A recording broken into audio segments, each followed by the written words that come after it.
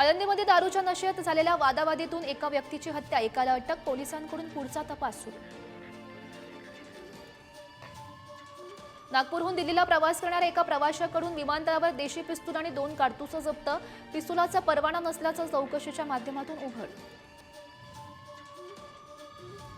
गडचिरोलीमध्ये अंमली पदार्थाची साठवणूक करून विक्री करण्याच्या तयारीत असलेल्या दोघांना अटक, 5,05,000 रुपयांचा 50 किलो गांजा हस्तगत।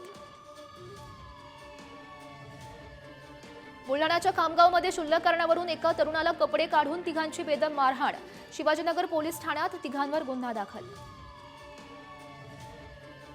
इगतपुरी भागात ट्रेनमध्ये प्रवाशांच्या दागिन्यांची चोरी करणाऱ्या 3 आरोपींना इगतपुरी लोहमार्ग पोलिसांकडून अटक, 5,33,517 रुपयांचा मुद्देमाल जप्त।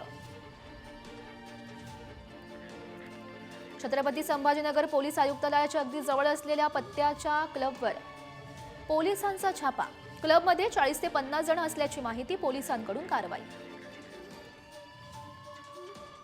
उल्हासनगरमध्ये एका इलेक्ट्रॉनिक दुकानाचं शटर उघडून चोरी, दुकानाच्या गल्ल्यातून 25,000 रुपये आणि इतर साहित्यांची चोरी।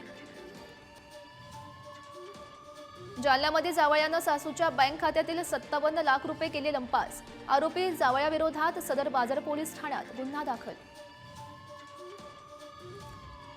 कर्नाटकच्या चिकोडीमध्ये ड्रग्ज विक्री करणाऱ्या 2 नायजेरियन नागरिकांसह 5 जणांना अटक, आरोपींकडून 13 ग्रॅम MDM ड्रग्ज आणि 6 मोबाईल आणि 1 कार जप्त।